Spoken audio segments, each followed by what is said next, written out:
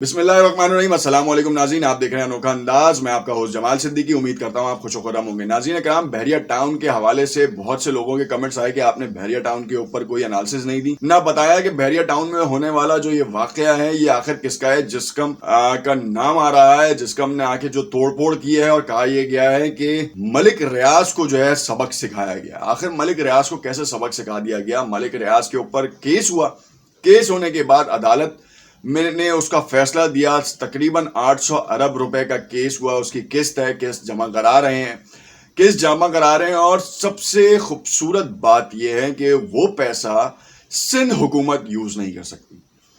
قبضہ بھی سندھ کی زمین کے اوپر، بسنے والے سندھ کے لوگ جنہوں نے اپنا پیسہ لگایا، جو بیچارے دربدر ہوئے وہ بھی سندھ کے لوگ۔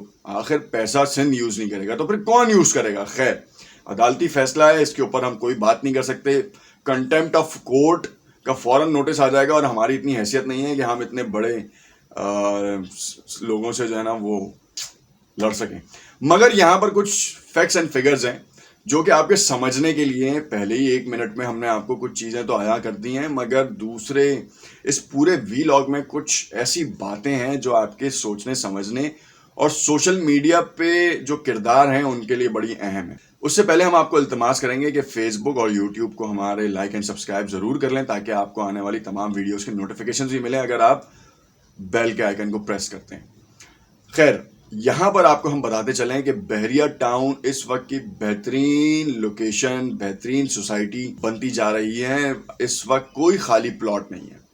جب یہ بننا شروع ہوا تو یہاں پہ کہا گیا کہ یہاں یہ قبضہ کر کے بنایا گیا، مگر سارے وہ ادارے جو کام کر سکتے تھے خاموش تھے۔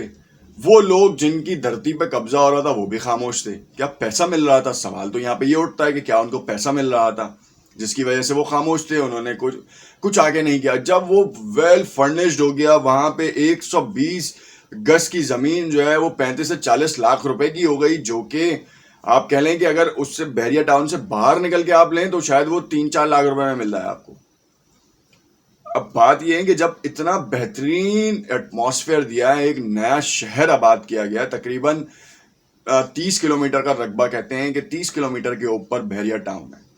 اگر میں جس لوکیشن پہ ہوں وہاں سے اگر کماڑی کا راستہ لوں تو 21 کلومیٹر بنتا ہے اسٹریٹ پہ۔ اب سوال یہ ہے کہ جب بن رہا تھا تو وہ ادارے، وہ لوگ جو آج جن کو یاد آ رہا ہے وہ کہاں تھے؟ ایک بندہ، اب یہاں پہ لسانیت کی بات نہیں ہے، ایک بندہ کہیں سے اٹھتا ہے، پروجیکٹ بناتا ہے، لوگوں کو آئیڈیا دیتا ہے، آئیڈیالوجی دیتا ہے، لوگوں کو سیف فریم دیتا ہے بیسکلی، اور لوگ اس کے ساتھ انٹیکٹ ہوتے ہیں، اپنا پیسہ لگاتے ہیں، خریدتے ہیں چیز، اور اس کے بعد ایک دم اچانک جب فرنشڈ ہو جاتا ہے، کورٹ سے سیٹلڈ ہو جاتی ہیں چیزیں، تو اس کے بعد ایک ہجوم آتا ہے، اور ہجوم آ کے کہتا ہے کہ یہ غلط ہے اور قبضہ کرنے نہیں دیا جائے گا۔ تو آخر یہ کیسا ہجوم ہے؟ جبکہ سندھ حکومت لاچار نظر آتی ہے، کوئی کام نہیں کر سکتی، پولیس کی گاڑیوں کی گاڑیاں لگی پڑی تھیں مگر کوئی کام نہیں ہو سکا۔ کیوں؟ کیونکہ وہ بیچارے بھی مجبور تھے کہ اتنی بڑی عوام کے ساتھ 800، 200 یا 2000 کے پولیس اہلکار 20,000، 25,000 لوگوں کے سامنے کچھ بھی نہیں کر سکتے۔ یہاں پر یہ بات تو جنرل اپروچ کے اوپر صحیح ہے، مگر بہت سے لوگ یہ سوچیں گے کہ اگر جب ان کے اوپر قابو نہیں پایا جا سکتا تو پھر پولیس کا کیا کام ہے؟ یہ بھی سوالیہ نشان ہے۔ کچھ فاصلے کے اوپر بہت بڑے بڑے اداروں کے آفیسز تھے، ان کی طرف سے کوئی کارروائی کیوں نہیں کی گئی؟ یہ بھی ایک سوال ہے۔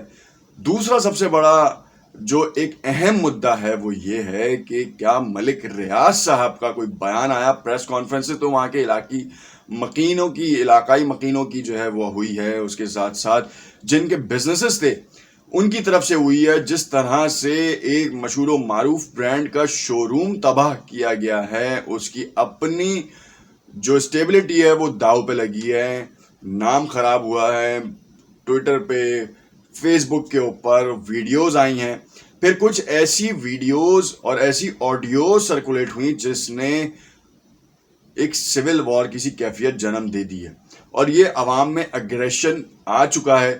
اگر خدا نخواستہ کوئی اور معاملہ ہوا تو پھر بہت سنگین نتائج بھی ہو سکتے ہیں۔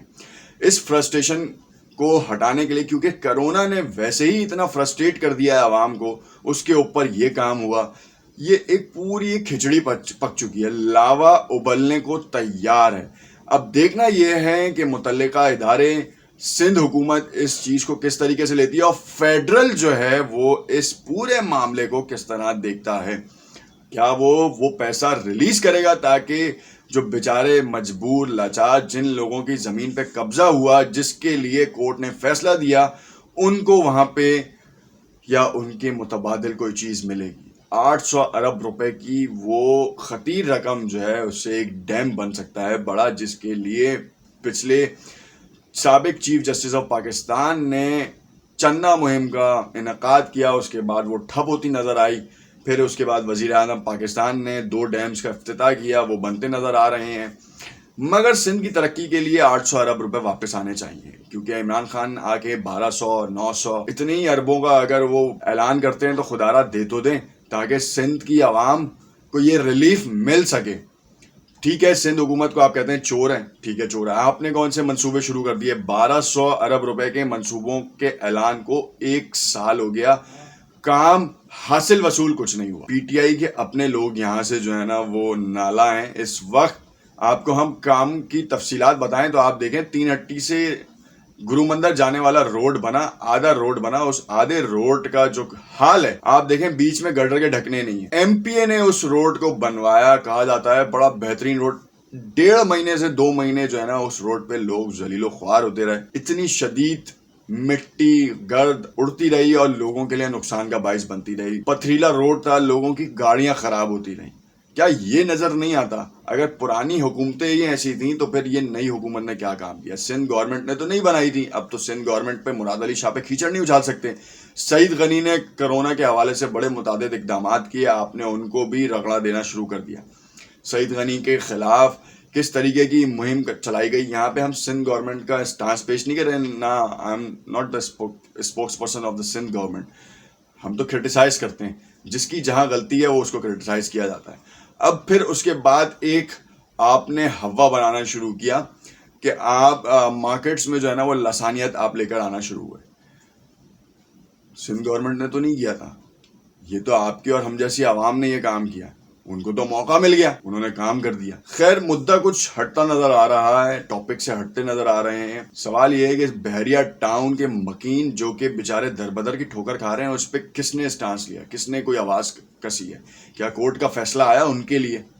نہیں آیا نا، تو پھر کس چیز کا سوال کرتے ہیں، کس چیز کا جواب کرتے ہیں؟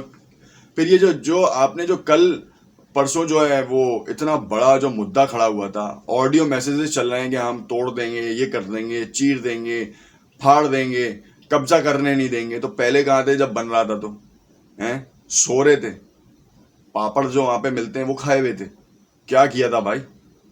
خدا را ان چیزوں کو تو خیال کریں، لسانیت میں نہ پڑیں، ورنہ ملک ترقی نہیں کرے گا، اسی طرح ڈاؤن ٹو ڈرین ہوتا جائے گا۔ کیا آپ ملک کو ڈاؤن ٹو ڈرین کرنا چاہتے ہیں، یا آپ کو کوئی بہکا رہا ہے؟ سوال ہے، کامنٹ میں ضرور آگاہ کیجیے گا۔ شکریہ۔